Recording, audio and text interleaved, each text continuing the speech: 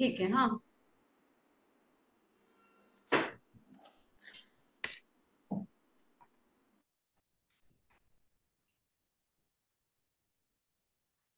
नमस्कार.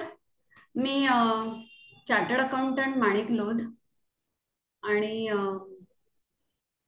माझी भुसारी कॉलनीमध्ये शिवप्रसादमध्ये स्वतःचं ऑफिस आहे माझं. आणि मी 25 पेक्षा जास्त वर्ष सीएच्या प्रॅक्टिसमध्ये आहे. मुख्य करून माझी प्रॅक्टिस इन्कम टॅक्स आणि त्याचे कम्प्लायन्सेस आणि थोडंसं जीएसटी या विषयांमध्ये मी माझी प्रॅक्टिस करते.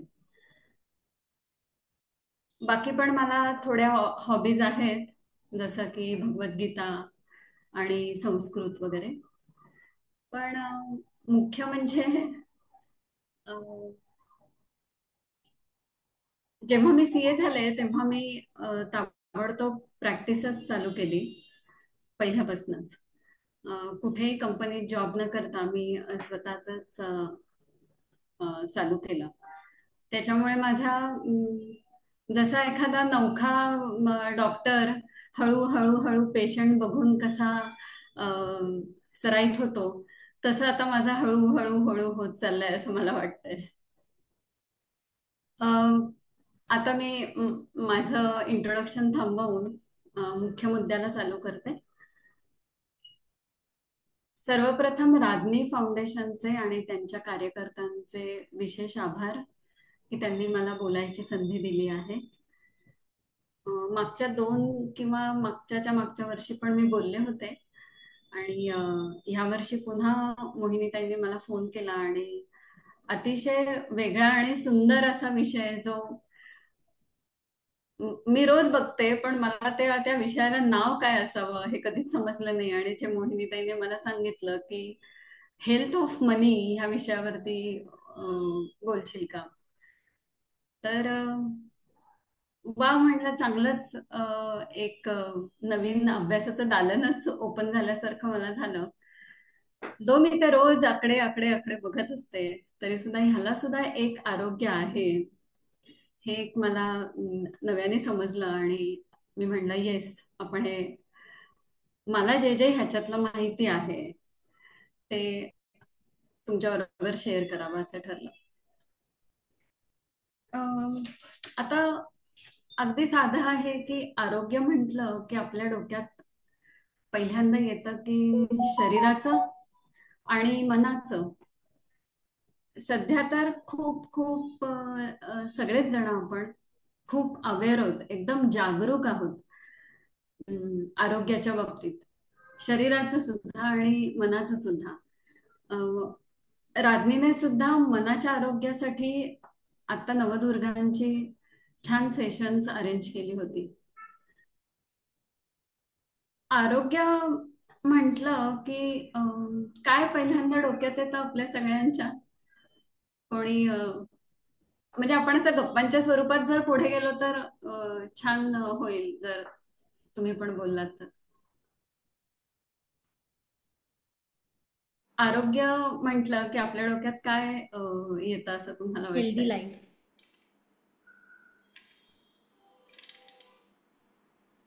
पहिल्यांदा डाएट येतं समोर. काय येतं? Healthy food. Healthy food. असावं, हेल्दी फूड. सुदृढ असावं असं बरोबर. वाटतं. एकदम क्षमता बरोबर. असाव्या अंगी असं वाटतं आरोग्य म्हणजे. बरोबर. सुदृढता खरंय. हवी. दोन्ही म्हणजे मनाची आणि शरीराची. तरच मनाची नुसती शरीराची नको, नुसती मनाची पण नको. दोन्हींची जोड हवी. ते खरं आरोग्य. खरंय.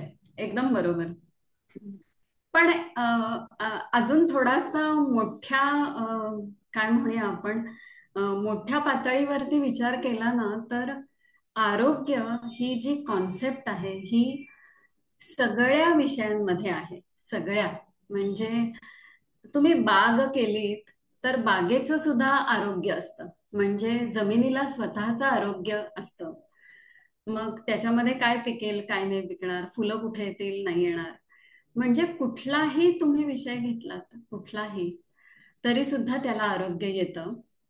आणि एकदा आरोग्य आलं की त्याच्यामध्ये गरजा हे सगळ्यात मोठा जो शब्द आहे किंवा कॉन्सेप्ट आहे ती आहे.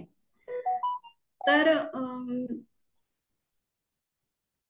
आपल्याला कधी असं वाटतं की आपण स्थिर आहे आपलं आरोग्य, म्हणजे शरीराचं मनाचं. तर असा विचार करा की ऑफकोर्स आपल्या गरजा, रोजच्या गरजा, अगदी छोट्या छोट्या दैनंदिन गरजा. आज दूधवाला वेळेवरती आला, छान. पेपर आज न भिजता पावसात सुद्धा छान वेळेवरती आला. ह्या सुद्धा गरजा आहेत आपल्या, आणि त्या भागल्या की आपल्याला एकदम फ्रेश असतो आपण. आणि गरज एखादी नाही भागली तर आपल्याला ओके वैताग आलेला असतो, सोप्या भाषेत सांगायचं तर. तर ह्या गरजा कोण भागवतं? तर नीट ऐका हा, या मला सुचलेलं हे की गरजा भागवतं माध्यमं असतात, बरीच माध्यमं असतात. त्यातली 3 मी आत्ता हायलाइट करते. माणसं आपल्या गरजा भागवतात. म्हणजे मला आत्ता खूप कंटाळा आलाय, बोरिंग झालंय, आणि वाटतंय की कोणीतरी मस्त मित्रमैत्रिणी यावं, माझा छान मूड अपकीत व्हावा. सो माझ्यासमोर कोणीतरी माणूस आला आणि माझं ते सगळं, माझ्या आजूबाजूचा सीन बदलला, आणि मला फ्रेश वाटायला लागलं. माझी गरज ती भागली. म्हणजे माणूस हा एक माध्यम आहे गरज भागवायचा. तसं पैसा हे एक माध्यम आहे. माझ्याकडे पैसा आहे, वा मस्त, चला फिरायला जायचंय, मला टूर करायचे, पैसे आहेत माझ्याकडे, माध्यम आहे, मी माझं गरज भागवू शकते. हे पण एक माध्यम झालं. आणखीन एक माध्यम आहे म्हणजे माझ्या स्वतःतली मनशक्ती, जी सुद्धा एक माध्यम आहे. मला सकाळी उठल्या उठल्या असं दिसलं, चला आज 1 2 3 4 5 हे 5 विषय आहेत, आणि आज मला सुंदर आहे ह्याच्यामध्ये माझा सगळा आजचा दिवसाचा प्रवास, तरी सुद्धा माझी ती मनाची त्या क्षणीची गरज भागते आणि मी फ्रेश असते.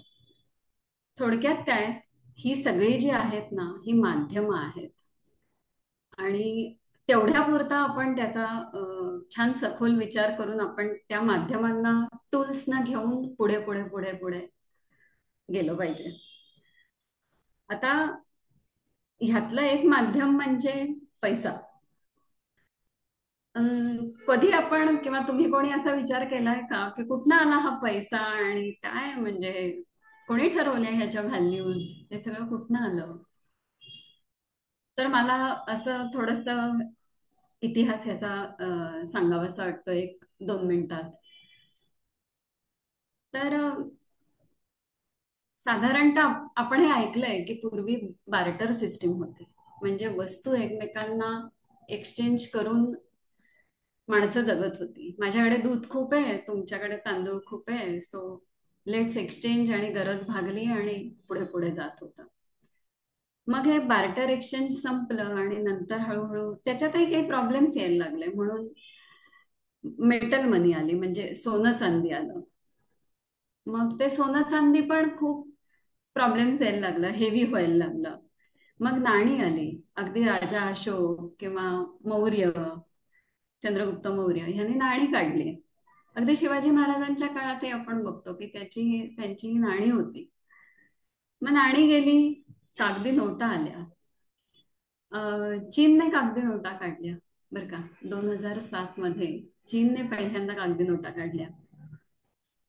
आणि भारतात ब्रिटिश आले तेव्हा त्यांनी कागदी नोटा आली, आणि पहिली कागदी नोट 10 रुपयाची आली, आणि मग हळूहळू त्याचं मूल्य वाढत गेलं.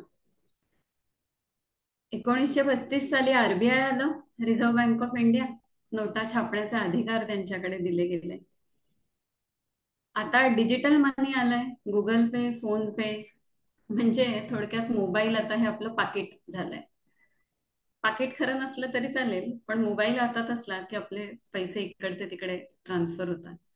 आणि आता आणखीन एक फर्दर स्टेप भविष्यात, आता आपण बिटकॉइन्स म्हणजे क्रिप्टो करन्सी, तुम्ही ऐकलं असेल तर, त्याला ब्लॉकचेन असंही म्हणतात, ती करन्सी आता येऊ घातली आहे. सो एवढा प्रवास या पैशाचा झालाय. हे त्याचं मूल्यांकन ठरवण्यात आलं, एक्सचेंज कसं असतं हे सगळं झालं.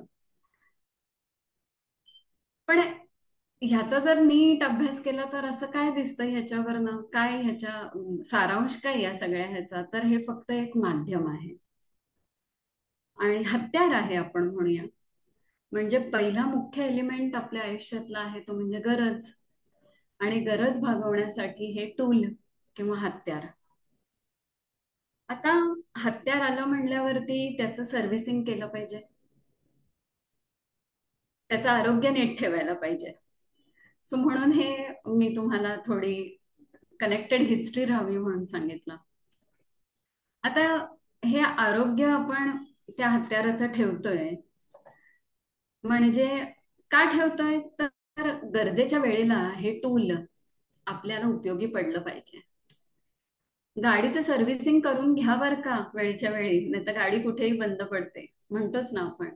तसं आहे म्हणजे या कुठल्याही ॲसेटचं, टूलचं, हत्याराचं आपल्याला सर्व्हिसिंग आणि आरोग्य नीट ठेवायला लागतं. सो खरा मुद्दा असा आहे आता की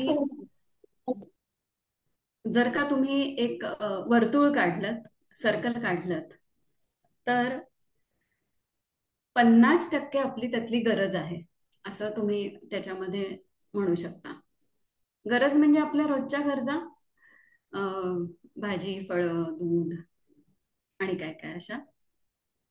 नंतर तुम्ही 30% आहे ना, ते तुम्ही इच्छेला द्या.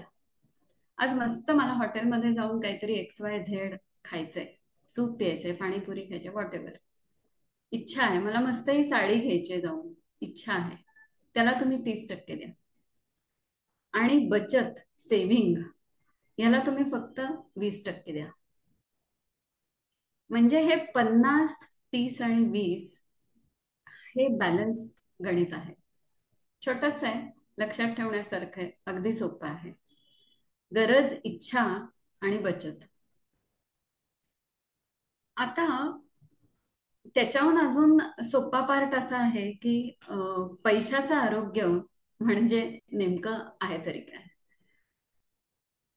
हळूहळू आपण आता त्या विषयामध्ये आज चाललोय बरं का मैत्रिणींनो. पहिल्यांदा मी म्हणलं की कसं आरोग्य असतं, मग पैशाचं पण आरोग्य आहे. मग मी म्हणलं गरज भागली की आपण चांगले असतो, मग गरज भागवायची ही माध्यमं आहेत आणि पैसा त्यातला एक माध्यम आहे.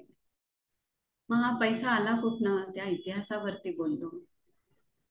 मग थोडक्यात कळलं की हे माध्यम आणि हत्यार आहे, म्हणजे ह्याचं सर्व्हिसिंग नीट पाहिजे, जागच्या जागी आहे, कारण आपल्या गरजेच्या वेळेला ते उपयोगी आलं पाहिजे.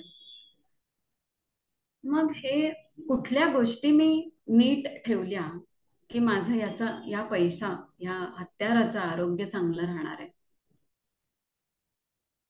तर 4 सोप्या गोष्टी आहेत, अगदी सोप्या.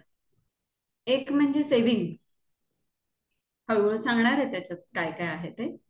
एक म्हणजे सेव्हिंग, दुसरं म्हणजे कर्ज, तिसरं म्हणजे गुंतवणूक, इन्व्हेस्टमेंट, आणि चौथं म्हणजे खर्च. आता सेव्हिंग ह्या बाबतीत एक तुम्ही असं लक्षात ठेवा की स्वतःला कुठल्याही तुम्ही टाइम फ्रेम मध्ये ते फिक्स करू शकता. से मी ठरवलं की आठवड्याला माझे 2,000 रुपये सेव्ह झाले पाहिजेत. सो आठवडा आणि 2,000 हे मी क्वांटिफाय केलं, हे ठरवून ठेवलं की दर आठवड्याला माझे 2,000 रुपये सेव्हिंग झालं पाहिजे. हे सेव्हिंगचं म्हणजे तुम्ही असं ठरवू शकता, ठरवा, इट्स गुड. नंतर मग तुम्ही आठवडा ठरवा, 15 दिवस, महिना, तसंही तुम्ही टर्म घेऊ शकता त्याची. नंतर दुसरा फॅक्टर आहे, दुसरी गोष्ट आहे कर्ज. मला खरोखरीच कर्जाची गरज आहे का, हे गणित करायचं.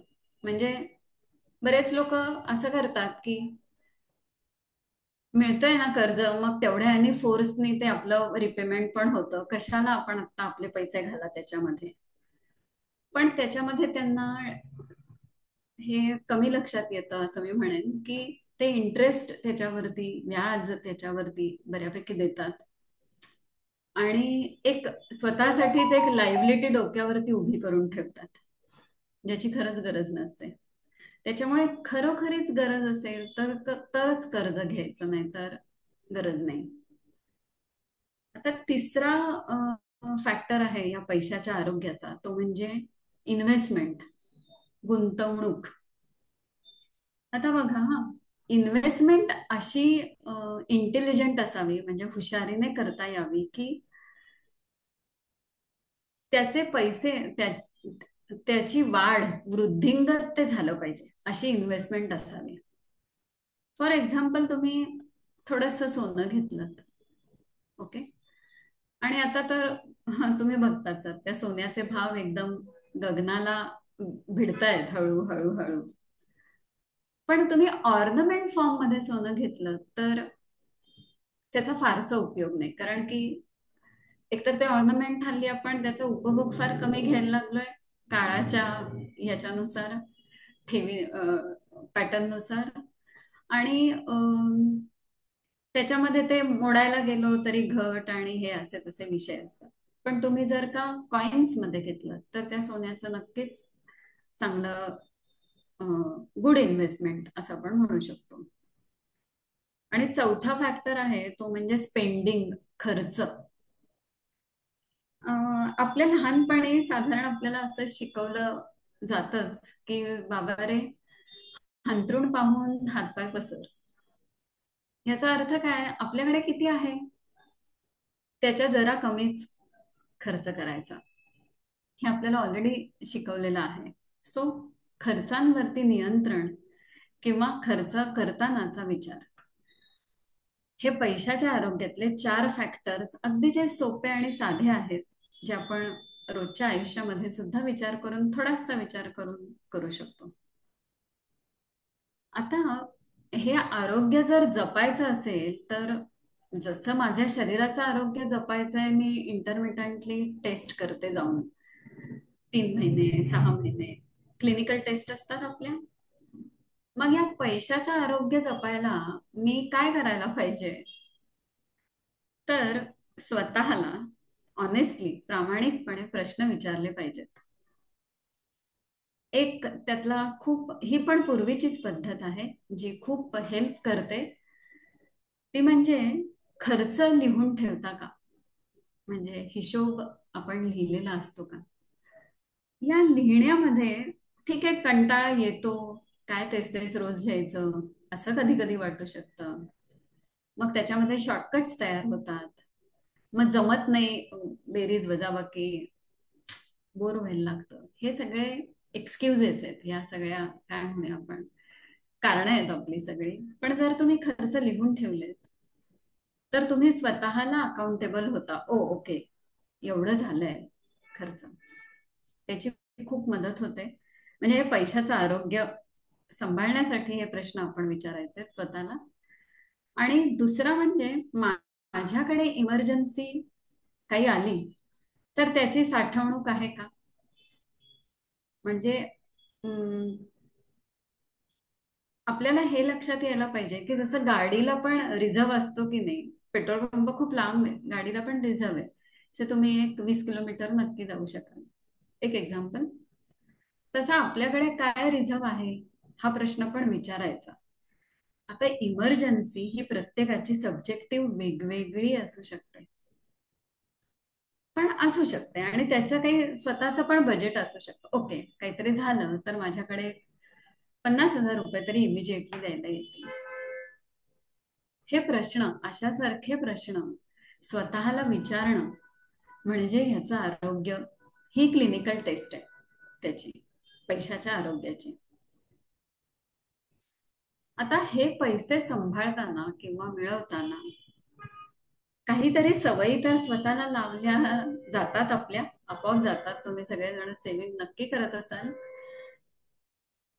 पण मला अजूनही वाटतंय की त्याच्यामध्ये की हे सुद्धा गोष्टी तुम्ही विचारात घेतल्यात तर that may also help you. एकतर तुम्हाला पैसे मिळाले, मे बी पगाराच्या माध्यमातून असतील किंवा तुमच्या व्यवसायातनं असतील, तर तुम्ही, मी मगाशी सांगितलेलं ते बजेट विचारात घेता का. म्हणजे 50 30 आणि 20, 50% गरजेला जात आहेत, 30% माझ्या इच्छांना जात आहेत, आणि 20% माझी बचत होते. दुसरं म्हणजे मी कर्ज टाळतेय का, उगाच आपलं काही घ्यायचंय आणि चला आपण कर्ज घेऊया, अशी आपली मेंटॅलिटी होत नाहीये. लक्ष ठेवा. नंतर गुंतवणूक, खूप पर्याय आहेत गुंतवणुकीला. बँकांच्या फिक्स डिपॉझिट्स आहेत, पोस्टात पैसे आहेत, म्युच्युअल फंड्स आहेत आता खूप चांगले, शेअर्स आहेत, सोनं आहे, जागा आहे, अशा बऱ्याच कॅटेगरीच्या इन्व्हेस्टमेंट्स आहेत. आणि इमर्जन्सी म्हणजे मी 3 किंवा 6 महिने महिन्याचा खर्च बाजूला ठेवलाय का, काही इमर्जन्सी आली तर एवढे पैसे माझे बाजूला आहेत का, ह्या ह्या चौकोनामध्ये ह्या सवयी आपल्याला लागणं अत्यंत गरजेचं आहे. अजून थोडं पुढे जाऊन असं सांगते की पैसे हे फक्त आकडे नाहीयेत. एक तो मनाचा दृष्टिकोन आहे आपला. जर अगदी तुम्ही खोलात जाऊन विचार केला तर हा आपला मानसिक दृष्टिकोन आहे की तुम्ही जर असा विचार करत राहिलात की पुरेसे पैसे नाहीत माझ्याकडे, तर तुम्ही कायम चिंतेत राहाल.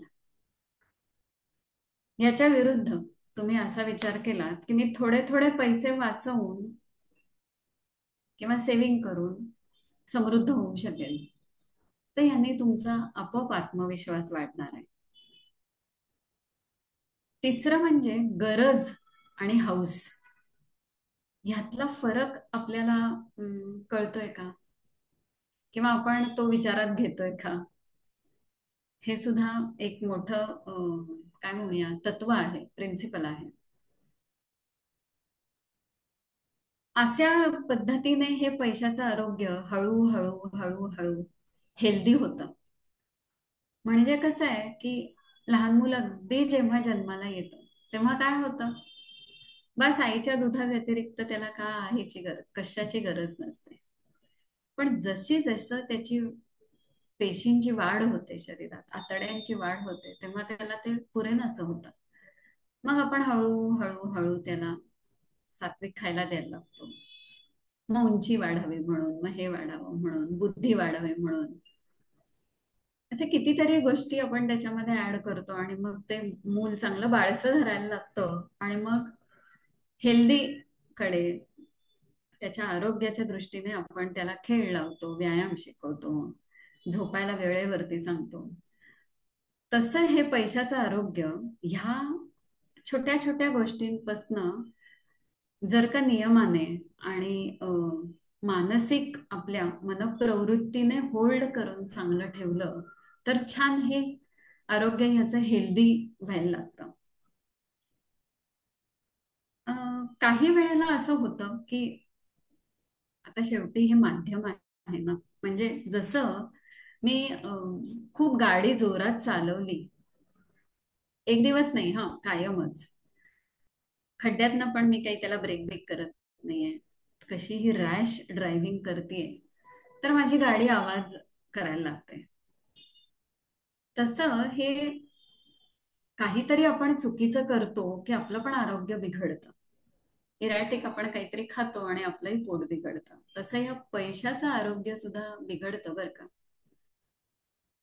कशामुळे बिघडत असेल तर मला सुचलेलं गोष्टी आहेत या, की गरजेपेक्षा मी जास्त खर्च केला की पैशाचं आरोग्य बिघडायला लागतं. किंवा मी बचत किंवा गुंतवणूक पुढे ढकलत राहिले, जाऊ दे आता या महिन्यात ना मला शक्यच नाहीये, इतके खर्च आहेत मला, मला शक्यच नाही बचत करणं, कसलं सेव्हिंग अहो आहे, आज खर्च भागत नाहीये, डोंबलाचं सेव्हिंग, असं जेव्हा आपण करायला लागतो तेव्हा हे आरोग्य बिघडायला लागतं. जसं शरीराचं आरोग्य, आज मैत्रिणीने बोलवले बाहेर गेले जेवायला, उद्या भिशी आहे बाहेर गेले जेवायला, परवा काहीतरी आणखीन टूरला जायचंय म्हणून बाहेरच खाऊ जाऊन दे, ओके, आरोग्य बिघडायची तुम्ही मार्गावरती जायला लागलात. तसं ह्या पैशाच्या आरोग्याच्या बिघडायच्या मार्गांवरती तुम्ही हळूहळू जायला लागता. आणि पुन्हा एकदा सांगते मी की मानसिकता असते. एकदा आपण ते केलं की आपण ते एक्सेप्शन म्हणजे अपवाद म्हणून नाही वापरत. आपण त्याची आपल्याला ती सवय होऊन जाते. जाऊ दे, या महिन्यात नाही जमते, पुढच्या महिन्यात बघू, पुढच्या महिन्यात नाही जमते, त्याच्या पुढच्या महिन्यात बघू, अशी ती सहज सोपी म्हणजे माणूस असा त्या ह्याच्या लगेच हे होतो. आणि आणखीन एक चूक होते बरं का, जी फार महत्वाची आहे. ती म्हणजे आपण फक्त मुलांच्या भविष्याबद्दल खूप जास्त विचार करत असतो. त्याच्या शिक्षणासाठी पैसे राहून देत, त्यांच्या ह्याच्यासाठी राहून देत मुलांच्या, आणि स्वतःच्या निवृत्तीबद्दलचा विचार आपल्याला फारसा मनात येत नाही. म्हणजे जाणीवपूर्वक येत असतो, थोडा थोडा येत असतो, पण तो जाणीवपूर्वक अंमलात येत नाही असं मला म्हणायचंय. म्हणजे ह्या गोष्टींमुळे माझ्या मते की पैशाचं आरोग्य बिघडू शकतं. एक म्हणजे जरुरीपेक्षा जास्त खर्च. मग पूर्वी असं म्हणायचे लोक की अगं तुझ्या गरजाच इतक्या आहेत की वरनं कुबेर आला तरी सुद्धा तुझं कधीही भागणार नाही. अशी पूर्वीची काय काय सडेतोड ठोक वाक्य मला आठवतात या विषयात. गुंतवणूक मी पुढे ढकलत बसले तर आरोग्य बिघडणार माझ्या पैशाचं. आणि स्वतःबरोबर किंवा मुलांबरोबर स्वतःच्याही निवृत्तीचा नंतर काय आपलं आपलं कसं भागणार ह्याचाही जर विचार नाही केला तर पैशाचं आरोग्य चांगलं नाही राहणार. मग अर्थात आता एवढी मी बडबड केल्यावरती तुम्ही नक्कीच म्हणाल की मग बाई आता सांग की हे पैशाचं आरोग्य ठेवायचं तरी कसं चांगलं. तर मला सुचलेले उपाय की तुम्ही एकदा खर्च लिहून ठेवा. ऑफकोर्स तुमच्या मनात हे प्रश्न येतील की अहो कोण बघणार ते, आज मी 10 रुपयाची कोथिंबीर आणली का 2 रुपयाची हे आणली. नाही, ह्यातली एक नीट अंडरस्टँड करा की ढोबळ मनाने आपले काय खर्च होत आहेत हे लिहिण्याची सवय असली पाहिजे. त्याच्यानंतर दुसरा मार्ग आहे की अगदी खरा आणि सोपा आहे की पैसे मिळाले की आधी बचत करा आणि उरलेल्या पैशात खर्च करा. म्हणजे मला पगाराचे पैसे मिळाले 50,000 रुपये समजा, उदाहरण देते, 50,000 रुपये मिळाले तर चला पहिल्यांदा आधी 10,000 रुपये बाजूला काढून ठेवू. उरलेल्या 40,000मध्ये मला खर्च करता आला पाहिजे. म्हणजे आपोआप माझ्या खर्चांवरती गरजांवरती कंट्रोल यायला लागतो. तिसरं म्हणजे इमर्जन्सीसाठी रिझर्व्ह फंड हळूहळू हळू तयार करायचा. एकदम होणार नाही पण हळूहळू नक्कीच तयार होतो. समजा मगाशी मी म्हणलं तसं की 10,000 रुपये जर मी बाजूला ठेवले आणि त्यातलं म्हणलं की 3,000 रुपये अजिबात वापरायचे नाहीत, हा रिझर्व्ह आहे. दर 15 दिवसांनी महिन्यानी 3-3 हजार 3-3 हजार विचार करा ना तुम्ही. अं, वर्षाच्या शेवटी माझे किती चांगले इमर्जन्सी फंड साठतील. माझ्या डोक्यावरची काळजी जाईल ती, ओके काही आलं ना आहेत हा इमर्जन्सी, असं आपणही म्हणतो. घरात काही अडचण आली तर आहेत हा ही आपण कसं म्हणतो. मग अशी पहिल्यांदा मी सांगितलं माणूस आहे, कोणी आलं तरी आहे, शेजारचे माझे सगळे चांगले आहेत. काय आहे हे की इमर्जन्सीला आपली व्यवस्था आहे, तसं पैशाच्या आरोग्याला सुद्धा इमर्जन्सीला ही व्यवस्था आहे. आणि चौथा आणि महत्वाचा फॅक्टर म्हणजे इन्व्हेस्ट करा. कुठे इन्व्हेस्ट करा, तुम्हाला जिथे परवडेल, जिथे तुम्हाला सुटेबल असेल. कोणी तुम्ही कन्सल्टंट घेतलात इन्व्हेस्टमेंटसाठी तर त्याच्यावरती ऍक्ट अपॉन म्हणजे त्याच्यावरती तुमची कृती घडू देत. नुसता विचार करायला पाहिजे हा इन्व्हेस्टमेंट असं म्हणून नाही होणार, ऍक्च्युअली केलं पाहिजे. अर्थात इन्व्हेस्टमेंटला सुद्धा मी तुम्हाला असं म्हणेन की मल सॉरी मल्टिपल ऑप्शन्स आहेत. ते एकाच, आता काही लोकांची ही पण एक चूक होऊ शकते की एकाच ठिकाणी ते भरपूर इन्व्हेस्टमेंट करून ठेवतात. फॉर एक्झाम्पल बँकेतच आहेत माझ्या फक्त फिक्स्ड डिपॉझिट, बाकी कुठे मी करत नाही, माझा विश्वासच नाही. हे एक स्टेटमेंट असतं. नाही असं आपल्याला करता येणार, कारण आपल्याला आता तुम्ही बघताय बँकांचे एफडी रेट हळूहळू हळू कमी होत आहेत आणि म्हणायला पाहिजे तितकं आपल्याला व्याज मिळत नाही, रिटायर लोकांना तितकं व्याज मिळत नाही. म्हणजे जसं शरीराच्या आरोग्यासाठी आपण म्हणतो की नाही आता या गोळ्यांना डायबेटिसच्या बदलायला पाहिजेत, डॉक्टरांना विचारून ह्याचा काही उपयोगच होत नाही, घेतल्या तरी शुगर वाढते, तसं आहे ते एफडी एफडी एफडी एफडी. नाही, तुम्हाला बघितला पाहिजे वेगळं आहे. अशा पद्धतीने आपण जर का आरोग्य मॅनेज केलं तर नक्की हे आहे की पैसा आपल्यासाठी काम करेल, आपण पैशासाठी काम करायची गरज नाहीये. आणि हे तुम्ही हळूहळू प्रामाणिकपणे चालू ठेवलं, कन्सिस्टन्सी मात्र खूप जास्त मॅटर करतं या सगळ्या ह्याच्यात. 2 महिने केलं आणि तिसऱ्या दिवशी तिसऱ्या महिन्यात नाही केलं तर मी म्हणलं तसं व्यायाम सोडला तर आपण लगेच लठ्ठ व्हायला लागतो, जाडे व्हायला लागतो. तेलकट खाल्लं तर लगेच घसा धरायला लागतो, तसंच आहे हे. त्याच्यामुळे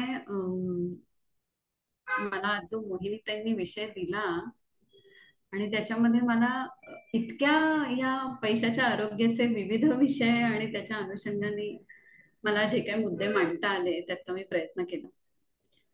तर आता तुम्ही जरा तुमचे काही वैयक्तिक प्रश्न असतील ना तर ते विचारलेत तर मला थोडं आणखीन हा माझा सगळा टेक्स्ट होता किंवा काय म्हणूया, मला आज जे तुम्हाला सांगायचं होतं ते माझं मी मुद्दे ठेवले होते. जर तुम्हाला काही प्रश्न असतील तर प्लीज विचारा, म्हणजे मग आपण थोडी चर्चा करूया.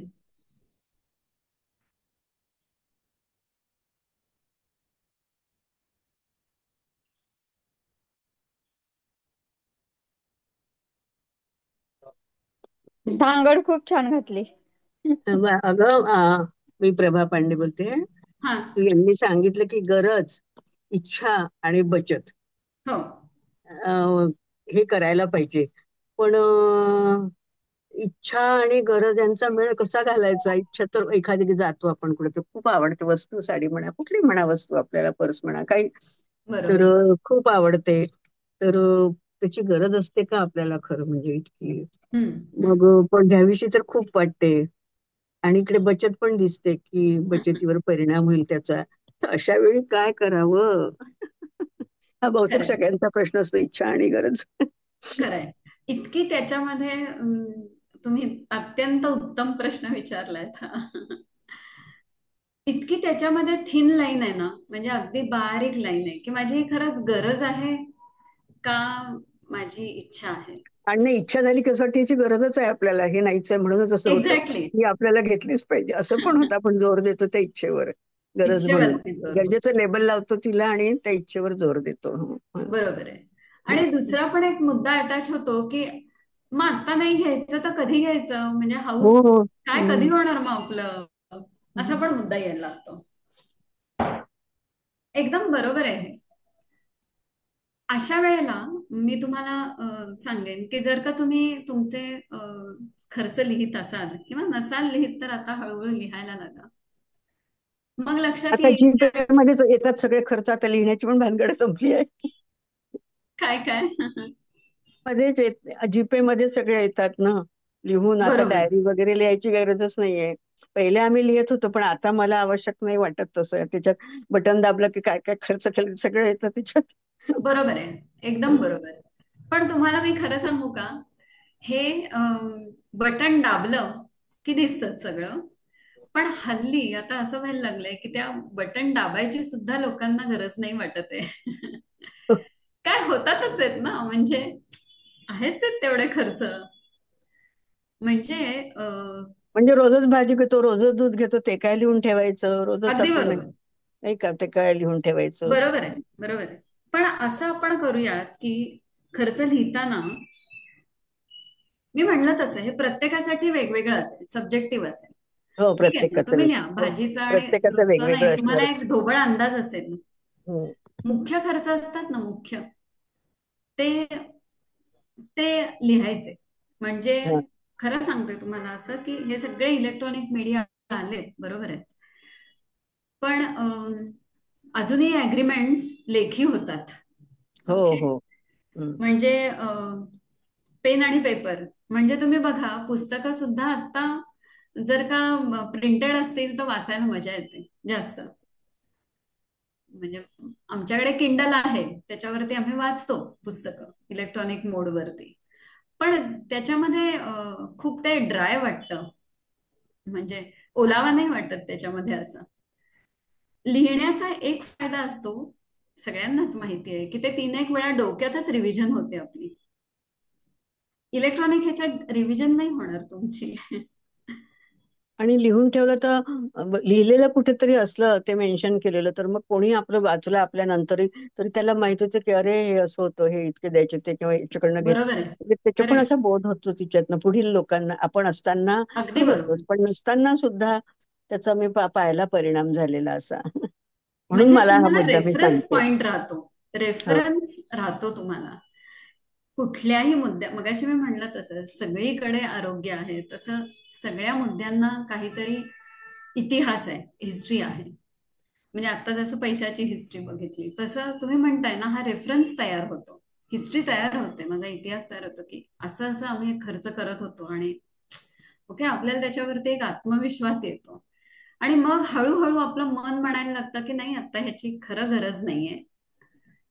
घ्यायचं असेल तरी सुद्धा मग आपण जरा टोन डाऊन होतो.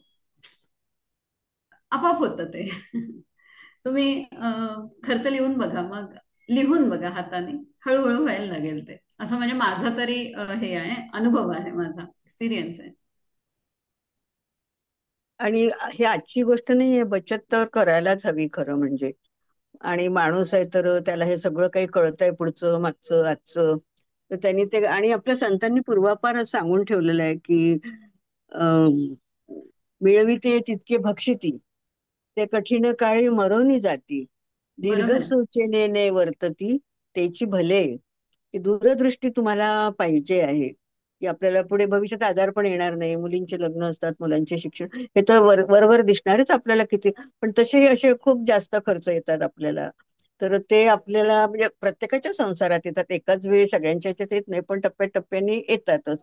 तर ती बरोबर. दृष्टी आपल्या जवळ असली पाहिजे की वेळ आली तर आपण कोणाला न मागता कर्ज न काढता आपल्याला आपला तो मेळ बसवता आला पाहिजे. संतांनी पण सांगितलं की वेचुनिया धन उत्तम व्यवहारे उदास विचारे वेच करी.